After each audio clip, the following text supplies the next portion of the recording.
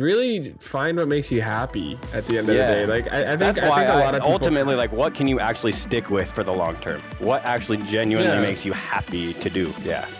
That's I think a lot of people get misconstrued there because they think like, things like money or love is what's really going to make them happy. But it's like at the end of the day, it's like you're taking yourself to the grave. Like you got to do what you genuinely feels right for you and what makes you like truly genuinely happy. And I think a lot of people haven't given themselves a chance to discover that.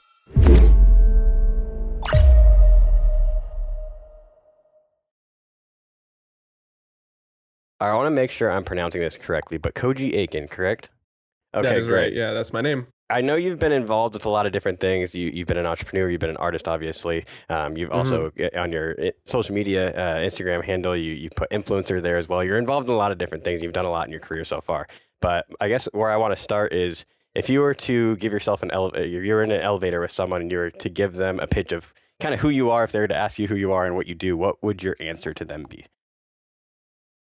Yeah, that's really good. I would say that like I'm I'm an artist / cultural influencer, really trying to bring drum and bass to the people who are like want to listen to it. At the end of the day, I'm just someone who wants to share my passion with other people who are willing to share their passion with the music as well. Sweet. I guess the best summary because there's so many different hats I wear. It's hard to like put it all into one. And we'll talk about everything in detail, but. So far, like in your career, give us just like a start to finish. Like, why did you decide to go into music? Where did that, and from that point to now, kind of give me like the highlight reel of your career so far.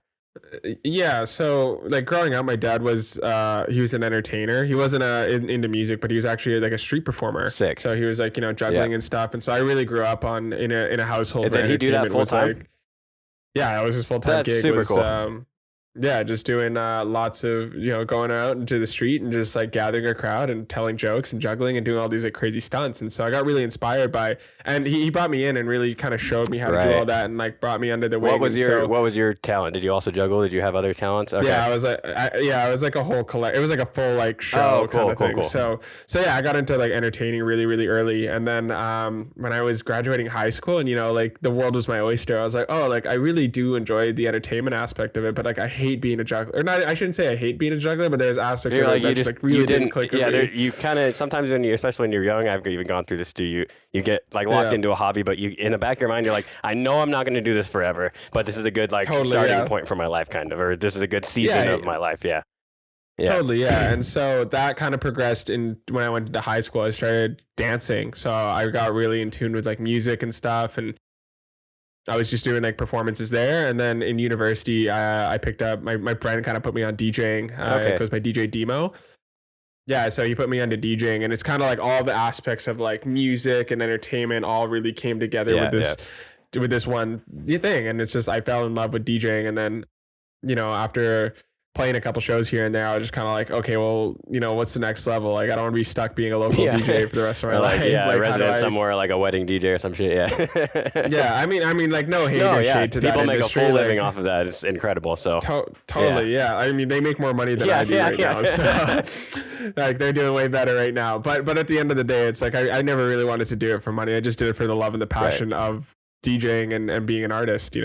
Well, more so being a performer, actually. Like I know the whole artist thing is it's a pretty widespread umbrella. But like if I had to consider myself something, I'd be like a DJ entertainer kind of. Okay. You know, like this still music isn't like the main thing that I love doing. Whereas I know that is the case for a lot of artists. Like for me, it's like I just want to get out there, perform, and like share that music with people and share that energy. So as an artist, I guess how do you with the performance side of things? Our last guest was very much into theatrics and.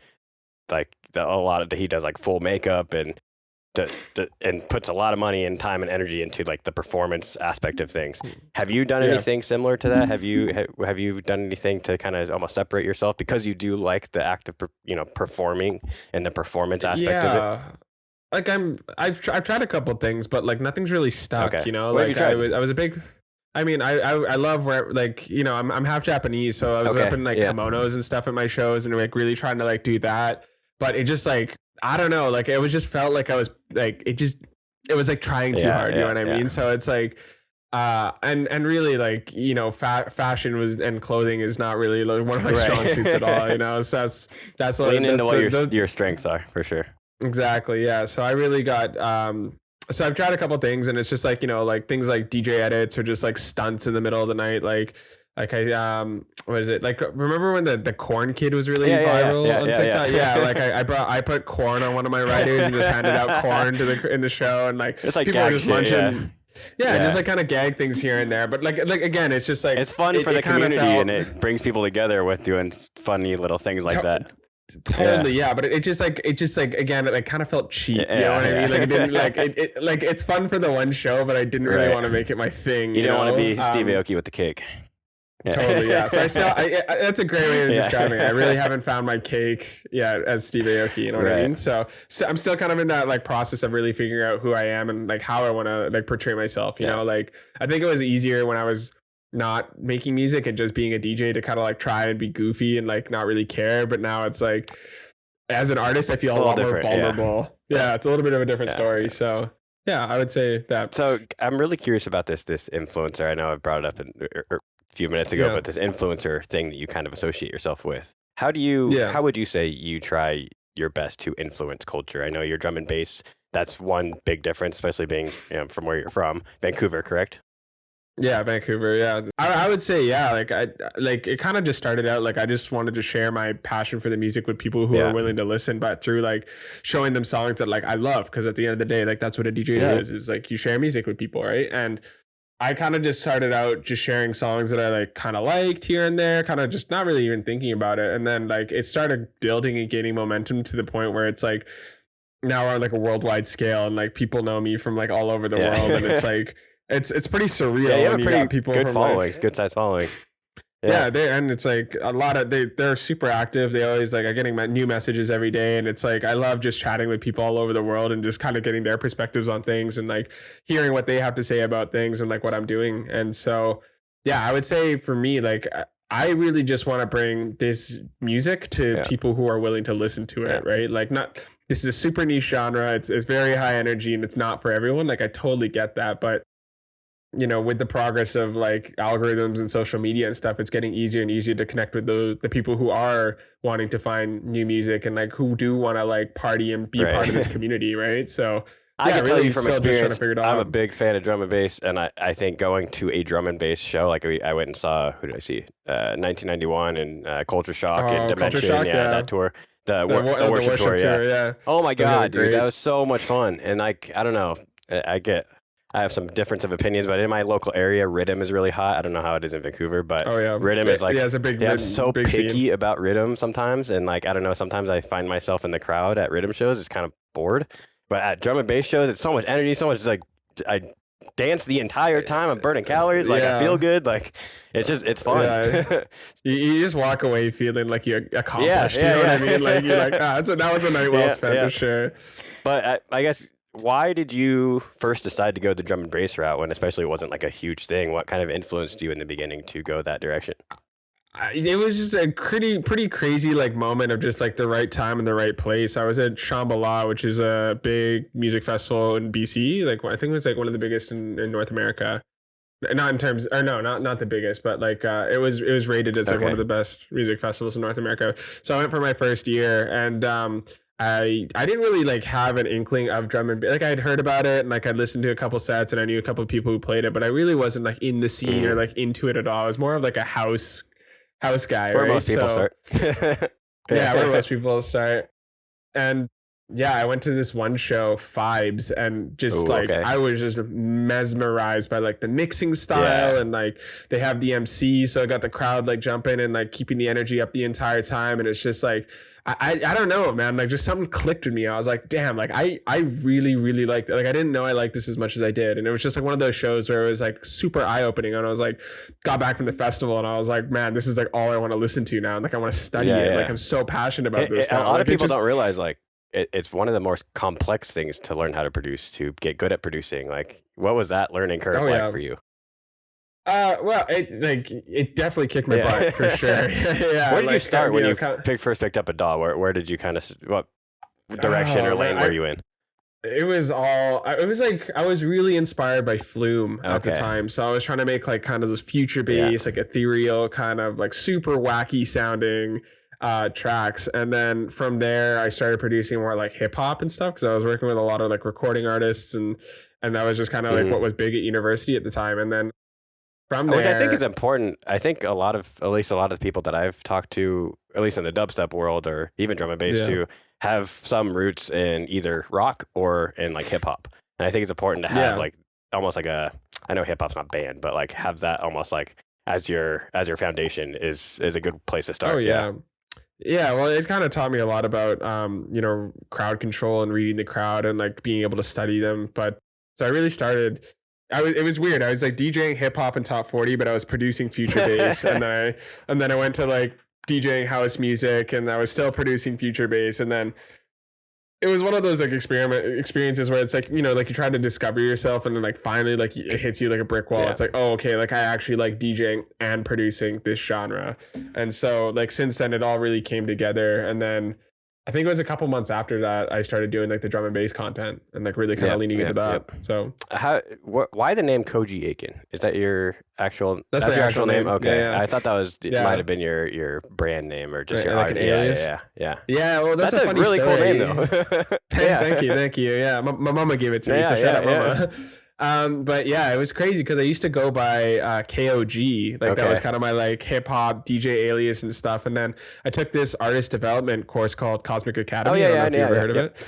Yeah, yeah. So yeah, and then we did like a branding course, and like I kind of like pitched to my current brand and stuff, and he just like looked at me and he's just like, Just use your name. dude, you just use your name. You got such a sick name. Like you're like slapping your parents in the face by not using that Right. name, So I've heard that it's more challenging to make kind of a brand identity around your actual name. I mean, just be yourself, obviously, but like something that really like grabs people's attention is sometimes hard to just yeah, be it's you. this is kind of like where I'm struggling with is like how do I portray myself, because it's so easy to like build a brand and like be like someone else Right. or like have a face and kind of build a brand around that. Like it's like a superhero, right? Like it's just a lot easier to dress up in like a superhero yeah. costume and like Look at be this Marshmallow. other person. Yeah, exactly. But then it's like when it comes to yourself, you got to really think like, oh, like who am I, and like what do I want to do, right? So but I think it's like for me it's great because like now whenever I'm trying to like discover these things, it's like I'm sitting with myself a lot more and like really asking those deep questions. And I feel like I'm not to say that having an alias is bad, but it's like it's allowed me to focus on who I am. Yeah. And I think it's really helping me develop as a person Yeah. a lot faster. So Maybe you don't even have an answer for this since you just kind of said that you're still kind of working on it, but how do you try yeah. and align yourself with like I know like drum and bass has like a really rich culture to it. How do you try and Yeah. align yourself as the brand with the drum and bass culture? Yeah, that's an interesting one. It's like it's interesting because it's like I do want to respect the history and like the culture behind the genre, but it's like you still got to respect the roots Yeah. and understand like and study where it comes from. But then it's like once you have an understanding of where it is, then you know what hasn't been done, and you can kind of like break the Go mold your and like own try lane. new Yeah. things.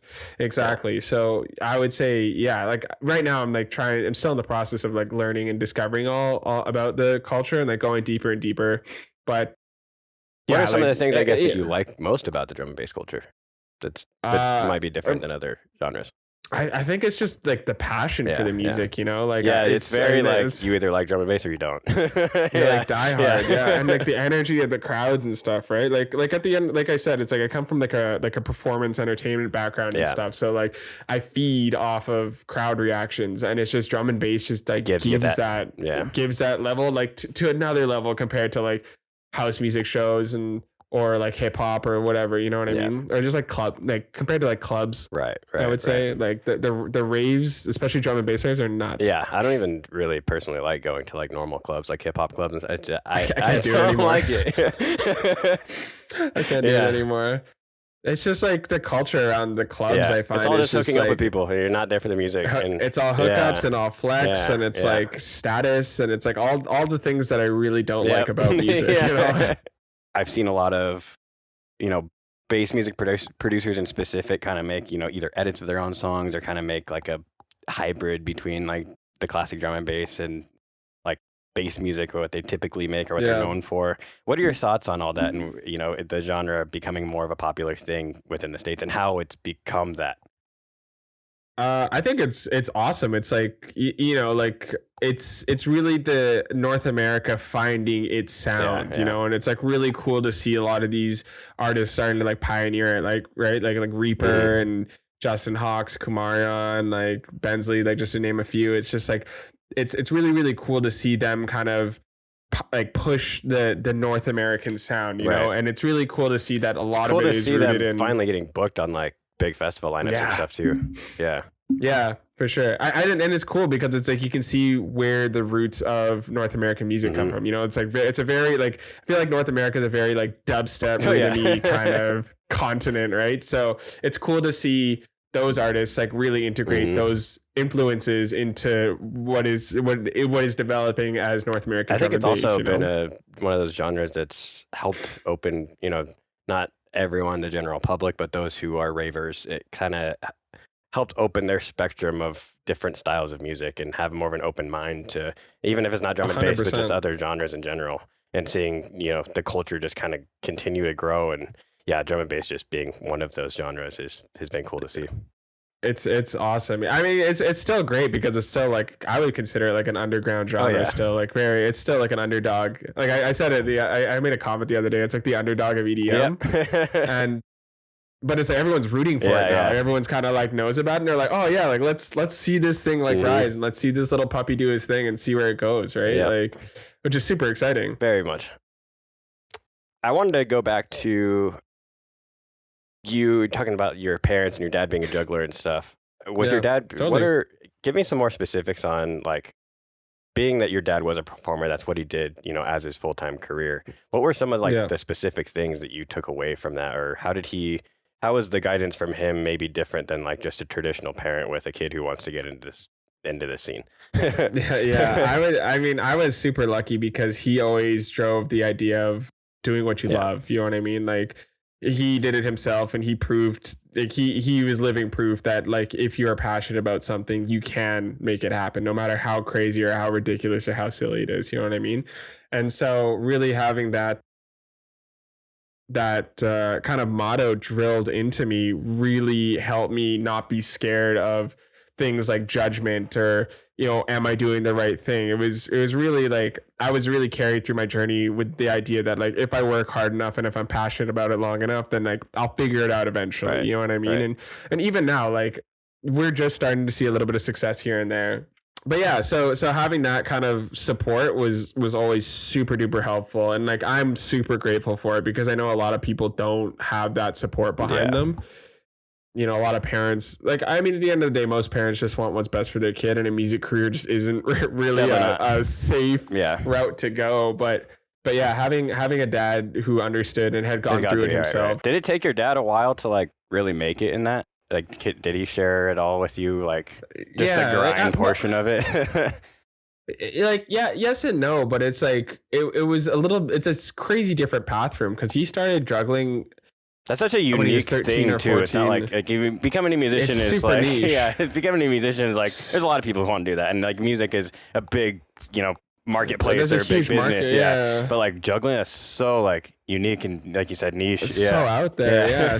So he actually like he really started doing street shows and like going out there and just doing his thing when he was 14. So he had like 4 or 5 years before he could like actually go to like licensed venues right. or like performance spaces and stuff. And like in those 5 years, like he developed all the skills that he needed to like throw on a killer show. So by the time he was like 19, 20, he was like playing like performance festivals and like busker festivals and stuff all over the That's world, which very is cool. crazy. Yeah. Yeah, and it's like it sucks because it's just like I'm 26 now, and I like am Okay, we're the still same like age. trying to make it. Yeah. Yeah, so I'm still like working on like getting out Yeah. of my Yeah. house and just like getting out of the city and stuff. So it's like, but it's also like different paths, right? Yeah, Like completely. Especially so, so music you can't versus juggling and that whole juggling. thing. Yeah, Yeah. it's a little different. Is it weird like having a parent I'm just like visioning my parents having like a skill like that, like I'm sure he still practices and still does all that. He still goes and does shows and stuff. Very Like cool. no, for me, like growing up, it was just like that was my dad. Like That's what he does. Yeah. I looked at other dads and I was like, oh, your dad's kind of like he's got a normal job. You know, he's a normal dad. Whatever. And so, but yeah, I think one of the greatest things about growing up with my pops was like he was so expressive and like he didn't really hold back. He didn't really feel like he needed to be someone for a situation. Like he was always just himself, and just like having a role model like that growing up like really helped me kind of come into myself and come into my show. Yeah, sounds like just having to. You're the second person. Same thing. Last week's show is really supportive, specifically dad. Yeah, big shout out to all the dads who are helping their kids out. You know what I mean? There's not enough of y'all Definitely out there. not. I want to know kind of how you more in depth of like how you kind of view your parents and what aspects of them you think make up or you have of each of them. Definitely. So I think a lot of my expressiveness and just like openness and just being out there, and it comes from my dad. He was a very like emotionally big person, like very big energy in the room, like light of the party kind of guy. And so I learned a lot of I would say like just like my social abilities and just being able to talk to people from him, which is like one of the biggest skills that you can learn. No, not at all. It's a hard thing for a lot of people, right? And then from my mom's side, like she was more of like a quieter person, but like she was so damn resilient. Like she was the spine of our family. That's cool. Like didn't really. I don't mean to sound inappropriate by asking this question, so please don't take it as such. But which side of your family is the Asian side? My mom is Asian cool. Side, and then my dad that actually kind of makes sense to me, at least, because I see a lot of the Asian like heritage and stuff is very like to themselves, very stoic, very like strong, very stoic, yeah, emotionally strong, and just like they got a lot of grit, right? Like, and so I feel like I got a lot of that from my mom, just like being able to power through difficult times. Which you need as an artist. That's important. Yeah, just like put your head down to the grindstone and just go, right? Like that's where I got from my mom. So yeah, I kind of got like a nice super combo of being like an incredibly good networker / entertainer with the ability to like work hard and like get the job done. Yeah, so big shout out to my parents for gifting me with those personality traits. Yeah. What do you think, being your dad as a juggler and you having, learned that skill and also going out and performing with them, what are some of the maybe similarities or differences between like the music and that type of performance art? That's a great question. I think I mean just the crowd interaction, like the crowd energy just feeding back and forth. The only difference is like you're using your mouth instead of just a different technique. Speakers. Yeah. Just a different volume or different medium of like energy transfer, right? Like one is through music. That's a good point. Everything is like, energy. That's everything is energy. Yeah. So I would say like that's a huge similarity, and just like being able to like read the crowd is also another big thing, right? Like, like my dad had like a routine that he would do, but I've seen him so many different times, and I'd see him switch up on the fly on things when things weren't going well, or like the crowd wasn't reacting. Like he'd been doing it for so long that he had a pretty solid show, but like, or you have backup moves, or you have something in the tank that you can pull out that. Yeah, exactly. Yeah, just like being prepared for whatever situation comes your way, because like you never really know when what you are go some into interesting a show, experiences that you've seen, I guess, go wrong in that line of work? I mean, it's stunts, right? So like just failed.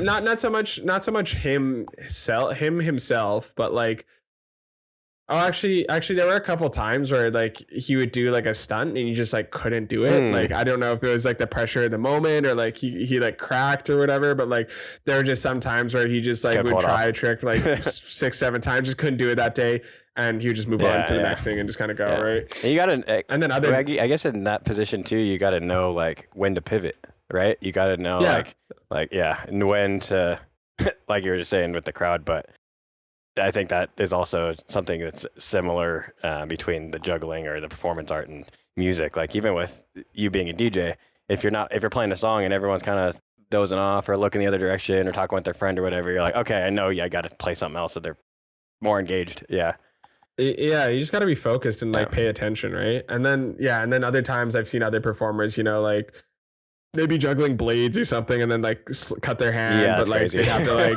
they have to make a decision. Whether they keep going and finish the show or like they attend to themselves, or Actually, I think that happened to my dad once. Not he didn't cut him.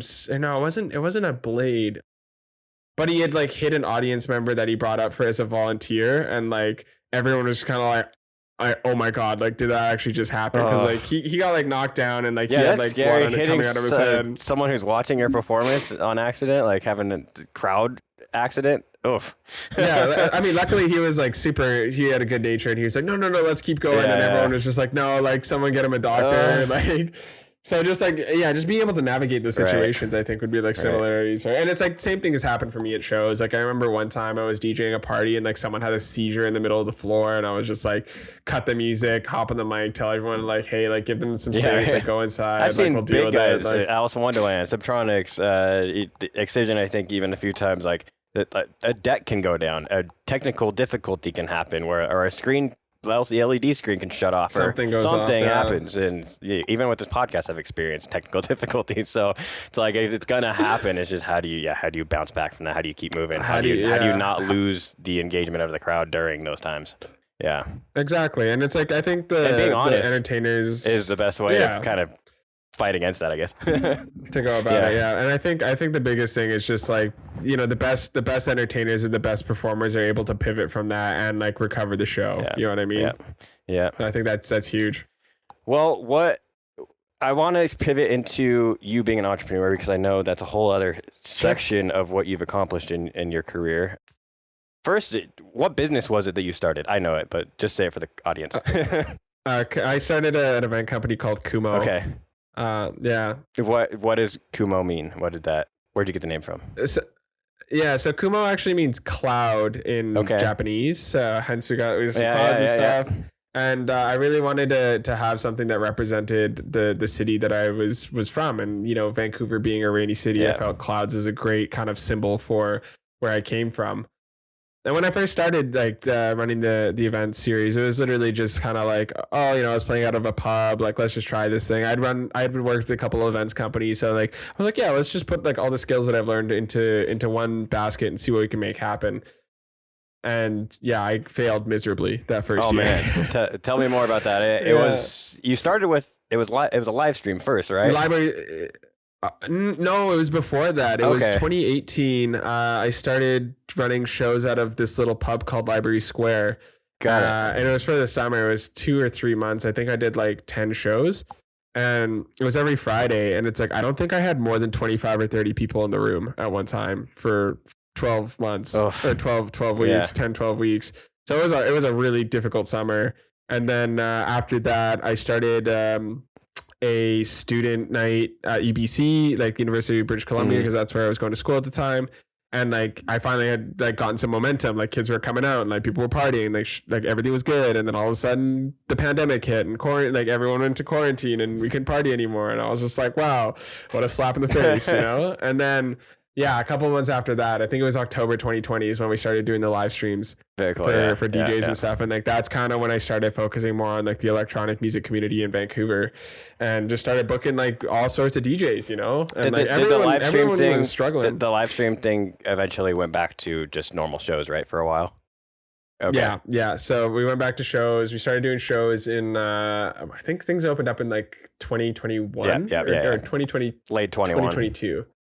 Something like that. Yeah. And so, as soon as because we had like all this momentum and we were like active during the quarantine, like everyone had eyes on us. So as soon as the gates opened. I checked out that Instagram page too. You guys had like 23,000 followers on there. Like you guys you could sell tickets, I'm sure. So it was just nice because it was like, as soon as things opened up, it kind of felt like all the clubs and all the venues and all the promoters who were kind of waiting for things to open up. Like we're kind of getting the greens. Yeah. They're trying to get their grind started, but like we had already had like so much momentum from like doing the shows and doing the live streams that like everyone knew who we were. And so as soon as we opened the floodgates, like everyone came out and partied, and it's like for that first 6 months it was just bananas. It was pretty wild.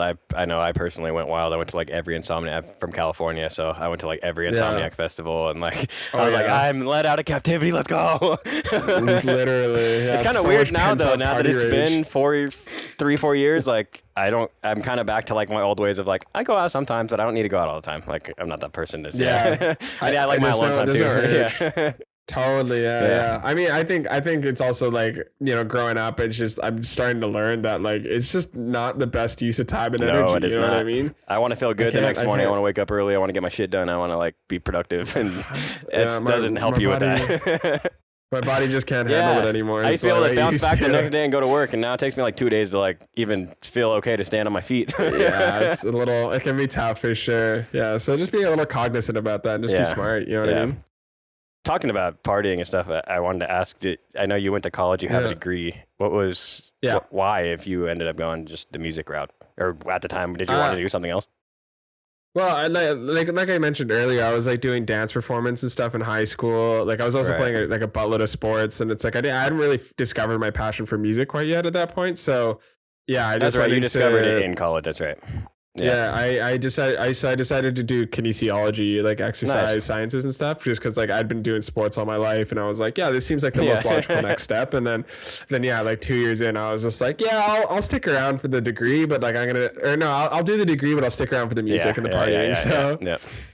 Yeah, it was a great time. Very fun. Yeah. Do you use anything from that into what you do now? Is there any? I know there's a lot of like, especially touring. I brought up Steve Aoki earlier. He's in incredible shape. He takes care of himself. Being on that crazy of a tour schedule. Do you have any interest in like maybe taking those two worlds and combining them, or in any way? I mean, like I always find like ways to kind of like string those two together. Like I'm always wondering, like, how many calories do you burn at a rate? Like, especially the DJs that are sweating their asses off and dancing and hyping up the crowd the whole time. Like, I'm sure a lot. I mean, the biggest thing I've actually taken away from it is just like the ability to actually like last at like really long music festivals, because like I know how to properly stretch. Like I know, like I've got like a really good sense of like my body, so like I can tell when like something is being overworked and like I need to take a break, and like I know exactly how to like stretch and like work myself and just like essentially elongate the party time. You know what I mean?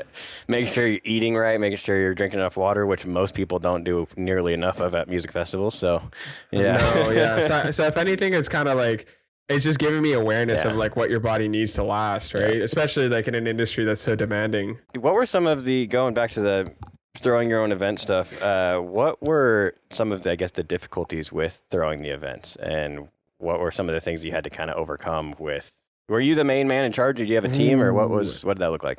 Yeah, I was kind of the brain of the whole operation, and I like at the peak of when we were doing, I think we had a team of like 25 people.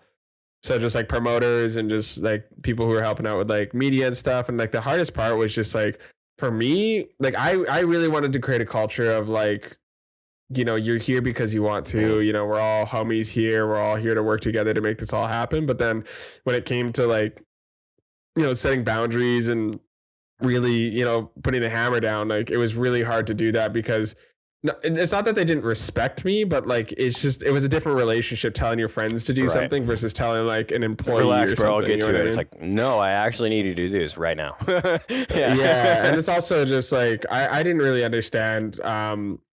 Like it took me a couple of events to really understand how people just tend to buy their tickets like super last minute. So like dealing with the emotion of that is tough. Yeah, like that. And then it's also like I was doing it like as my full-time thing, so trying to like make ends meet as well was just like impossible. And it got to a point where like I just couldn't do it. Like I was a broken human being, you know what I mean? Like I just didn't have anything else in me, and so I had to take a step back from that, which is the right thing to do for sure. And then, do you think things would have been different if you had like another person to kind of take charge with you? I think so. Yeah. I mean, like I brought the event company back actually to start running like a new drum bass series, and it's like, I have people who kind of like handle a lot more of like the logistical side of things, and it's like not having to deal with things like the finances or like booking like major headlining artists, and like it's just like I get to do all the fun stuff at the right events without having to worry about the work. Yes, you know what I mean? I totally get that. I mean, I got to work on bookings for the show, so I get that whole part. It's not fun, man, but it's just like it's a part of it, and you're like, you got to grind it out. Yeah. A lot of it's like I don't know quite. I've never run an event company, but at least for me, it's a lot of like not hearing back or hearing no, or like just you kind of got to play like the numbers game and like kind of cast out a big net, and whoever falls into that, invite them in, but and obviously do that strategically. But how did that look like with throwing shows? Oh God, it was like imagine all that, but then you also have to figure out Flights and hotel and food and writer and all that shit. Well, we didn't actually book a lot of headliners. Okay. Like it was mostly like all locals and stuff, which is interesting. Nicer, yeah. But it's just like, but it's still like just like having to chase people down for confirmation and just like making sure everyone's on the same page, and like all of a sudden complaints happen. And like my team was really young too, so there was a lot of like drama and just like having to be like we're here to work, guys. Yeah, just having to be the team therapist is also just like super emotionally draining too. So like but it's like I'm glad that I went through it, because now like I feel like I'll like very emotionally mature, and it's like, you know, like my current relationship seems like a breeze compared to like what I had to go through with my team. So I'm very grateful for that experience. Yes, very much so. I was curious about your live streaming stuff too. We're on the topic of throw shows. You did some very interesting, like, I guess we're not placement, but different. You like DJ'd in front of like a train or helicopters or some shit. You did like a couple like special location streams. Yeah, here and there. Yeah. So that was actually like at the time I had a business partner. His name was Jared. He currently works at EDM.com. Oh, cool. Yep. Yeah, but him and I were working on the Kumo project together during the pandemic, and like he was kind of scouting out these like cool ideas. Of like, you know, like how can we be different from the normal stream and stuff. So yeah, we were able to put together. A little, like boring and monotonous after a while. I was like, I'm kind of over this sitting down on my couch and watching people play DJ. Yeah. Or watching other people have the fun. But it was cool. I know you guys did that, and then like who was it? Cascade did San Francisco, like in the clouds.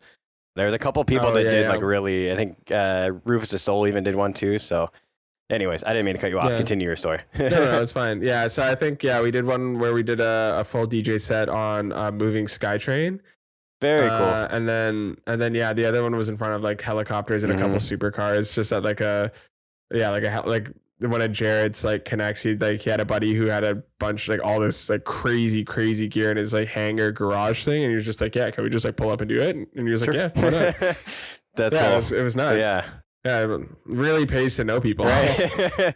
Yeah, networking is super important. How does the scene, I guess, look like in Vancouver? And how, for throwing shows there and stuff, it's all pretty solid market? How did you have to do a lot of networking to kind of get yourself to that point? What did that look like?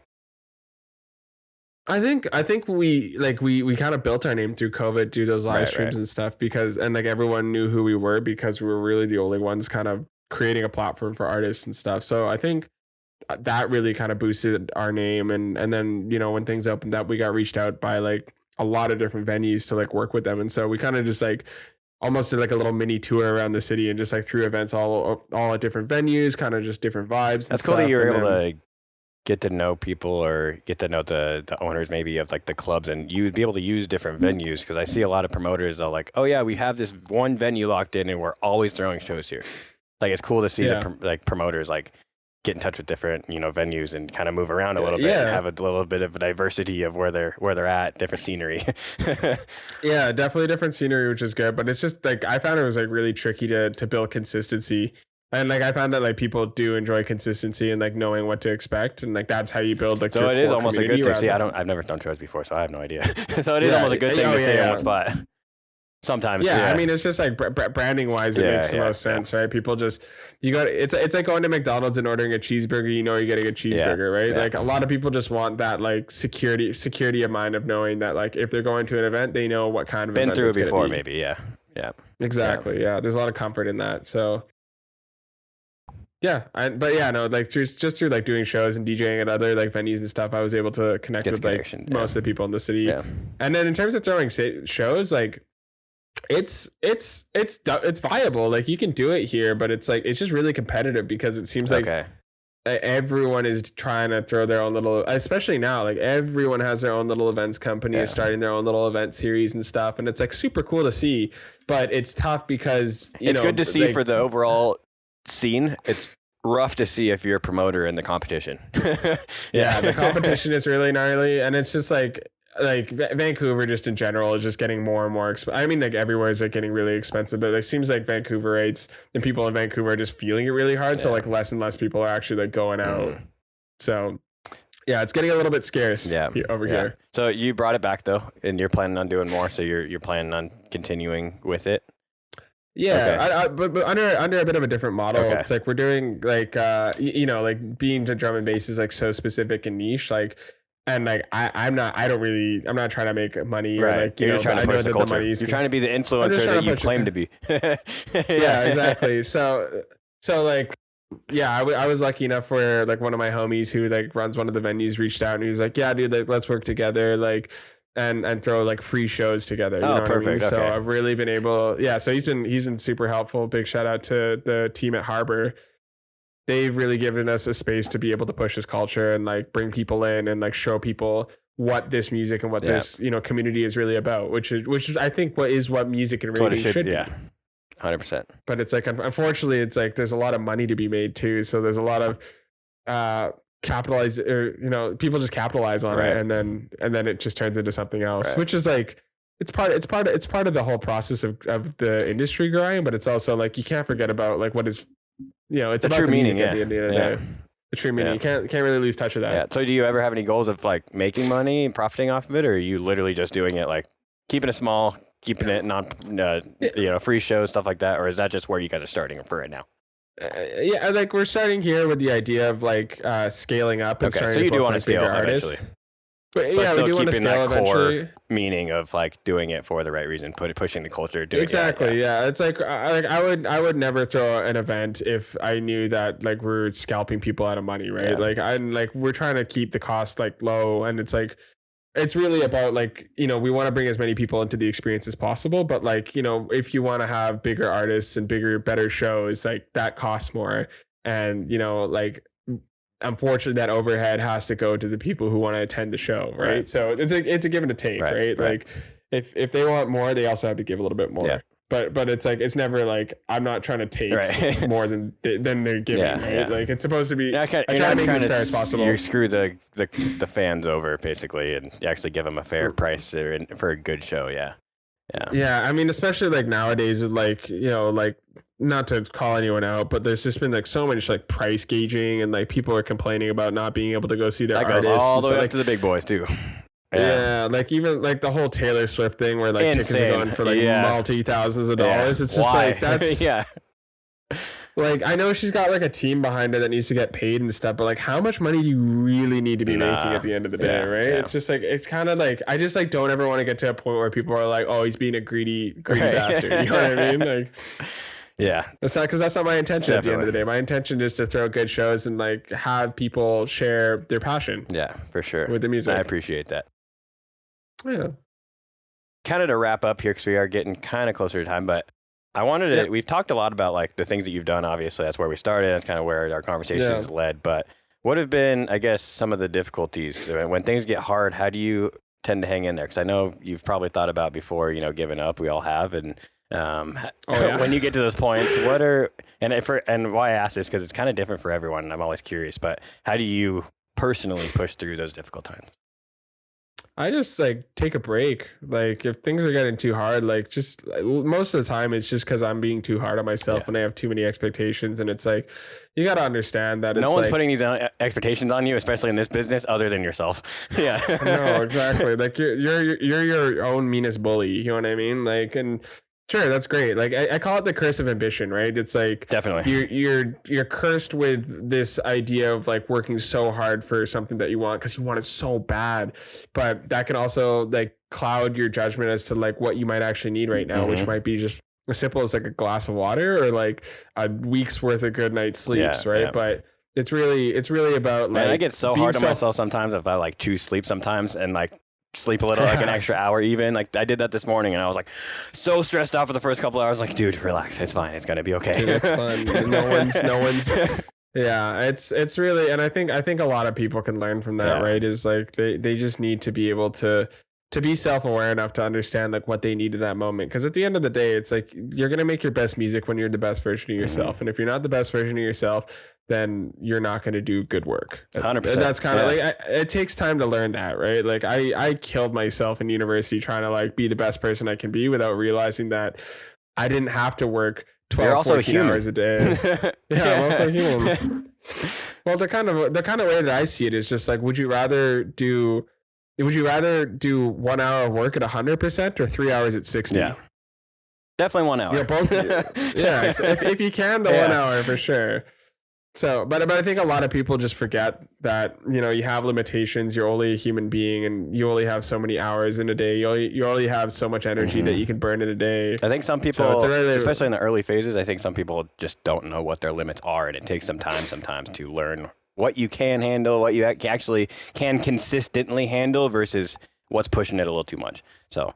Yeah, I mean, everyone's different. Oh, for sure. Everyone's got different limits, and it really comes down to being self-aware of like what your needs are and what you need to be the best person that you can be. So yeah, I heard a good analogy. I had another podcast in the scene, and they were talking about he made the analogy of like working in this industry. It's almost like breathing, right? You got to inhale as much, like you can't just continuously exhale. You're going to run out of breath. You got to inhale too at a certain point. So giving yourself that time take care of yourself. Yeah. And back to your kinesiology stuff, I'm sure, has any of that played into, you know, taking the necessary rest and recovery? Have you? Oh, yeah. Yeah. I mean, I did. It's pretty funny. It's because I did like one class where they taught about, you know, like training, training, like strength training and stuff. And they talk about tapering weeks, about how like there's some weeks where you need to like, you know, if you go really hard on 1 week, the next week you actually have to like pull back a little bit and recover. Right. And it's just like applying those kind of concepts into real life. I've never thought about that. That's genius. Right. Like your body, like your brain is like your body. Like it can only handle so much stress before it starts to break down, and we don't want to get to that point, right? So it's really about like balancing, and it's about like breathing. Like you got to breathe inhale as much as you exhale. I find it fun too. Finally, like getting closer to the optimum, right? Maybe it's not as going as hard as I used to. Maybe it's not as you know, in high school years where you get off at get done with homework at 4 o'clock and you have the rest of the day to hang out. Maybe it's not that easy either, but getting closer and closer and pushing yourself to find that, instead of pushing yourself to go harder, but pushing yourself in the direction of like finding that optimum balance for your life is what I've tried in the last couple of years to kind of find. It's like, it's not pushing yourself to go harder, but just pushing yourself to the point of like learning how to have grace with yourself, learning how to have the balance. Like that's what I'm striving for. Forget the work harder thing. Like, yeah, you got to work hard still because that's a part of the equation, but you also, you don't need to kill yourself working. And I think a lot of that comes from like this crazy like hustle culture that we've kind of been like, I know you're a big fan of Gary Vee too. Huge fan. Yeah. And he's the king of hustle culture to a certain degree, but I think he's the king of healthy hustle culture because he talks a lot about. Dude, he loves sleep. That dude loves sleep. Yeah, he's like, I sleep at 9 hours every night. 9 hours every night. But then it's like in those waking hours, he's not wasting a single second, right? Yeah. So it's about being like, you know, obviously like I would love to be at that level, but it's also like I don't think I'd be very happy, right? Like I think people forget about their happiness at the end of the day too. Is like. And that comes with balance, right? Like I know a lot of people just want to do as much as they can to achieve their goal because that's what's going to make them happy. But really just doing what you love and enjoying the journey is. I've heard some people too. Some people actually like to work that many hours every single day. Like some people can. A lot of people. Not a lot of us. Yeah, a lot of people though. Like with those people who can, like I've even heard in other interviews. I think Logan Paul, for an example, of someone who I've heard this from. There, he's like. Everyone's like, oh, take time off or, you know, take a rest here and there. He's like, I enjoy what I do. Why would I stop doing it? Like, I understand people who need hobbies or whatever, but like my life is my hobby. Like I love waking up and just pursuing this every day. And I totally get that because I have that same feeling. But yeah, like you said, everyone has their different levels of what they can and can't handle. Yeah, like some people like Gary and Logan can work 14 hours a day straight with no breaks because they love it so much and like they love what they do. Like me, like I don't operate like I used to think I could operate like that, but it's just like I can't. No, I need time to like decompress. And then in that 4th year, I was like, okay, let's find a little bit more balance here because I can't keep doing this for the next 20 years, 30 years. Yeah, no, 100%. And I think people are really scared because, you know, if they don't put that many hours in, they feel like they're going to fall behind. they won't make it, or like they'll fall behind or whatever. But like it goes back to what I was saying. It's like 1 hour at 100% is the same as 3 hours at 60, right? Yep. So it's about being more efficient, not about trying to work as much as you can. Yeah. What would your advice be to someone who is maybe has a dream out there and is maybe timid to roll up their sleeves and dive in? Because I know for you, it seems like you really just, you don't wait for opportunities. You kind of create them for yourself, and you're not afraid to, you very much learned that from your dad, as you were explaining. But for the people who didn't have that guidance growing up, for the people who want to maybe chase this dream, but they're like, I'm not confident enough in myself that like I could ultimately end up being that person. What would you tell that person? I would tell them that like same thing that I realized when I was in high school. It's like if you work hard enough and put enough energy and time into something, like you'll be able to figure it out. Inevitable. No matter what it is. You're gonna fail for sure along the way, but if you don't stop, it's inevitable that you're gonna be successful at some point. That's all it is. It's like how can you outlast the work it takes to get to where you want to go? Mm-hmm. And if the answer is yes, then friend, you should do it. Just do it. Just take whatever steps you can. Start wearing Nike to remind yourself. Exactly. Yeah. But yeah, like it's just like you're not gonna know what you're supposed to do, and it's really just about taking those first. Like don't look at the journey as a whole. Look at like the first 2 steps you got to take, and if you can get those first 2 steps done, then you're well on your way to making it happen. Yep. It's kind of crazy. Like it's definitely like, especially the first year of even starting a music project, learning how to produce, learning how to do all that, or starting a podcast, learning how to edit, learning how to interview people. It is a big learning curve a lot of the time in the beginning, especially the first year. But then you kind of fall into it. You're like, this is just kind of naturally, it becomes of who you are, and it becomes your routine, and it becomes just what you do. And until you hit that point, it is a lot, but you can do it. Yeah. I think it's really sad because a lot of people, like as soon as they face their first challenges, they're just like, no, I don't want to do this anymore. And it's just like, no, dude, like I think just get over that. Part of culture, I think, is maybe part of the reason why people are like that. I think our culture kind of almost in a way breeds that if you don't have the proper guidance, especially growing up, and you don't have parents that had that piece of them. Because both my parents are entrepreneurs too, so having that makes it a little easier.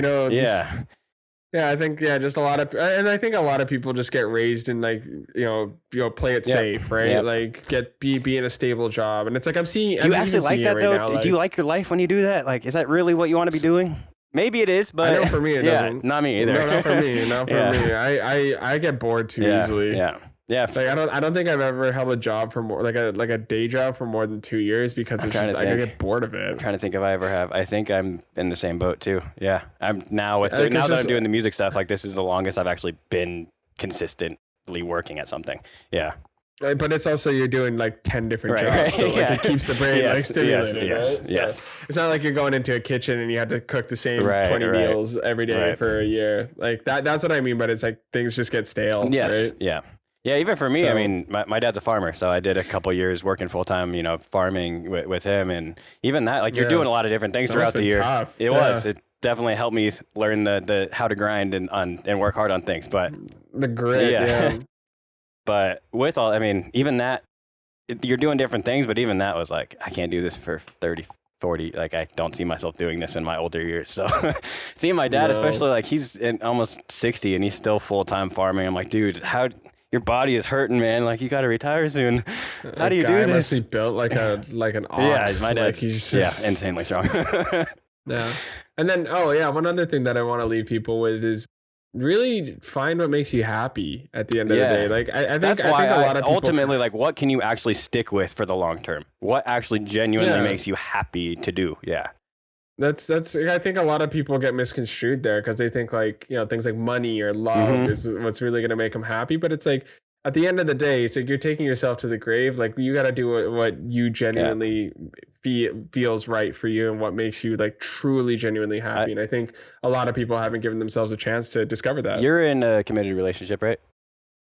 Mm-hmm. Okay. So I've talked about this a little bit on the show throughout the few years that I've been doing this, but at the beginning of the show, I kind of went through a big breakup. It's been so long now, I don't care about it anymore, but and I had a crossroad. I actually have this tattoo of the open data sign is open to change, follow your direction is the arrow.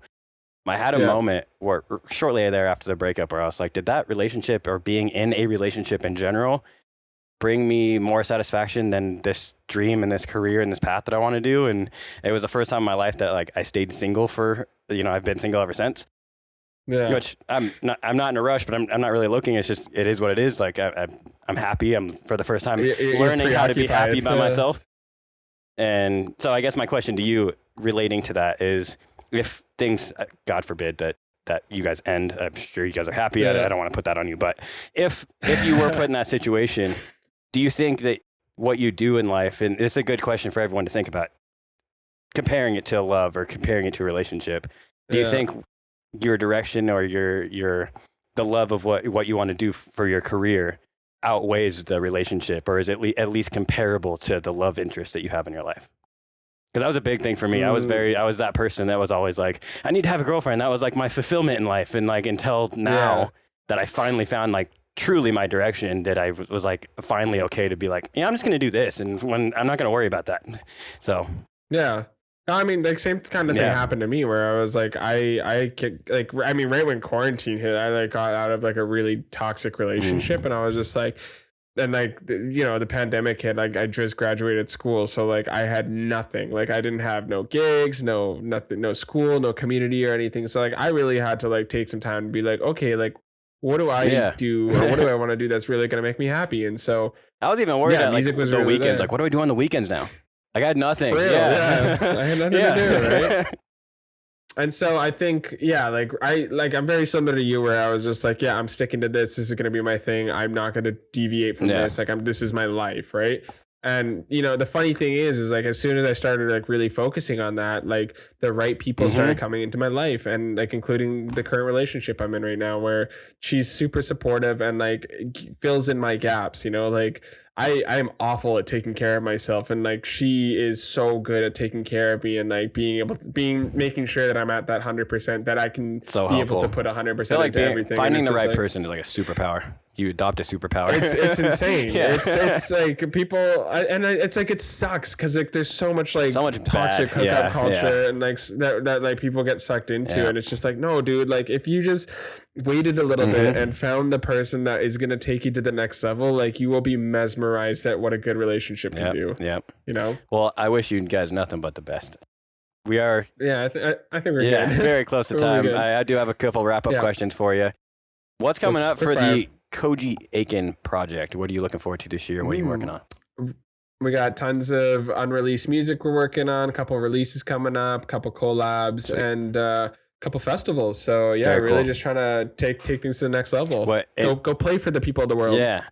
Festivals been announced yet? No, haven't been announced yet. I don't want to push if nothing. So I got Under the Stars coming up next week, which is like a local thing, and then Electric Love, which is it's a bigger BC festival. So very cool. That'll be good in August, and then just more just focusing on building the drum and bass series in the city as well. Very cool.